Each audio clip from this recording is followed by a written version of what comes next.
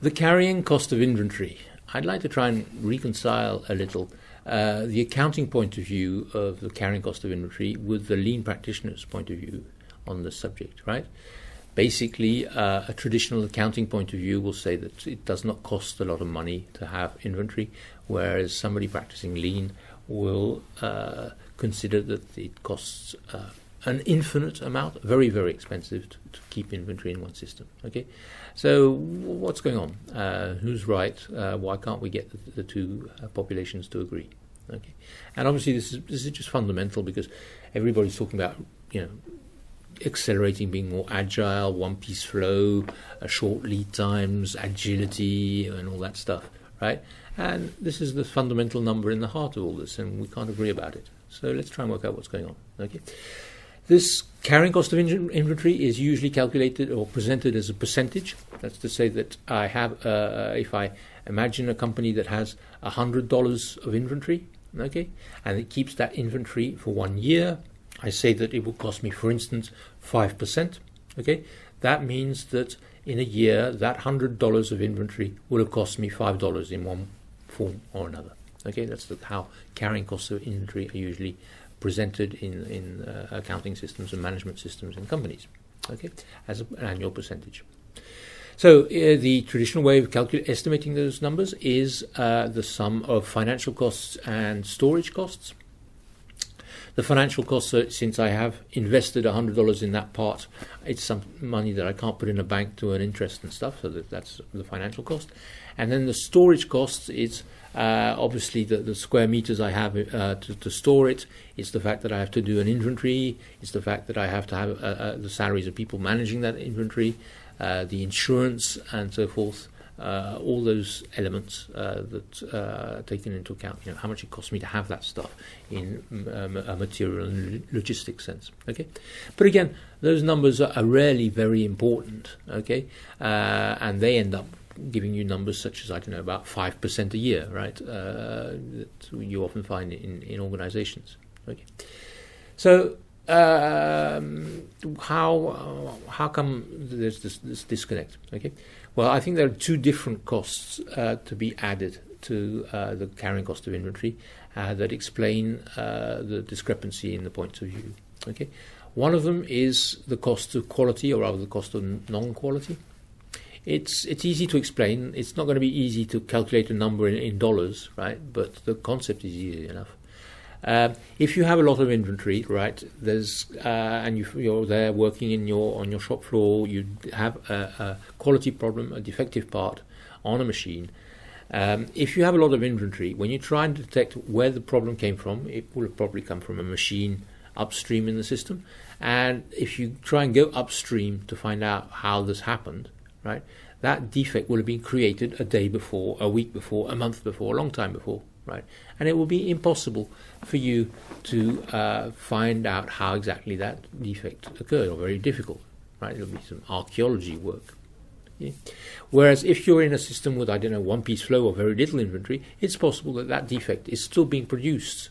Right, and so you will easily be able to detect why it occurred, find a solution, and find a root cause that could be eliminated, and therefore prevent that problem ever occurring again, and therefore improve your quality efficiently and fast.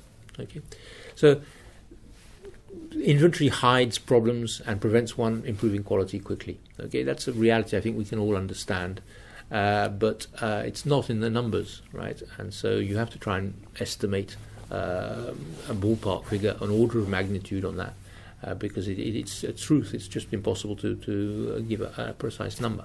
Okay. Then the other one I'd like to insist upon, maybe the most important one, is the inertia, the cost, the carrying cost due to inertia. Okay, and why is this one important? It's because it's becoming more and more important as the world gets more and more volatile, more and more VUCA, harder and harder to forecast where we're going and stuff, right? And in many industries, it's become the most important cause for significant costs of inventory, right? What is it? It's quite simple. If I have lead times of, let's say, 3 months, okay, and I'm working to forecast, producing things based on forecasted demand, I have to depend on the forecast of the sales of the next 3 months. Okay, if for my same business I could be much faster and I could have lead times of only 1 month, then I would only have to forecast the demand for the next month. Okay, and in so doing, I would be much more able to stick to market demand exactly as it went up, produce more, as it went down on this or that reference, stop producing it, and therefore increase sales, reduce stockouts, and obsolescence and stuff, right? And in many industries today, that simple number is a lot more expensive than anything else, okay? And the reason why people obviously too often don't realize how much that one is costing, right? It's a strange thing because everybody could deal with this. It happens like this, and it happens just before Christmas, right? You're cleaning up your accounts. You've done your budget for next year and stuff, and comes to this meeting where you have to decide what to do with the inventory that has not moved at all during the year, right, or that is obsolete, and you will never sell or never sell at full cost, right? So there's this painful meeting where you get people together with a listing of all it is and say, okay, what are we going to do with it? And you end up throwing some of it out anyway, okay? And that's a painful thing, several $100,000 go destroyed in value, and you sort of basically forget about it, right? Obviously, that day you should have put that 100,000 back into the carrying cost of your inventory, right? Because it was because you had a lot of inventory that you had that obsolete stuff, right? And if you want to avoid having those kinds of meetings every year with numbers going up and up and up, you need to get more agile. You need to get your lead times down, your batch sizes down, and stuff, and that's going to happen when you recognize that the carrying cost of inventory is maybe 10 times what you thought. Okay, so that one is fundamental. Okay, and in this way, you'll find that the carrying costs, which you might be saying are 5%, right, $5 a year, are 10 times that number, $50 a year to carry a part that's worth $100, or maybe 500%. $500 to keep a part worth $100 in your company because of everything I've said, right? If that sounds mad, think about what Toyota's been doing these past decades, right? It has basically been always assuming that the cost of inventory is huge because of all the numbers I've given you, the quality one in particular, okay?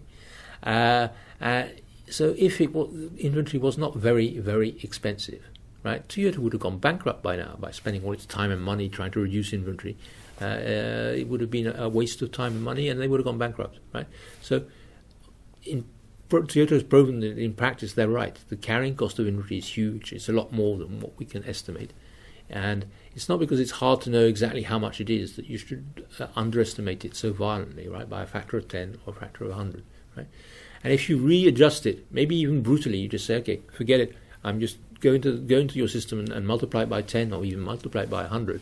It will then have an impact on your economic order quantities if you're using that formula in your systems, your batch quantities in production if you're using it to calculate that. It will help you justify investments, capex investments, or investments in new tooling if you're doing SMEDs and stuff. It will push you in the right direction. It will align your management system with the lean point of view, the agility point of view, which is obviously correct, and it's hard to get it to fit correctly with the traditional accounting point of view, but it's the truth. Okay, so I hope this has helped you, and I hope you're just going to run off now and multiply by 10 or 100 the carrying cost of inventory in your company. Thank you. Bye.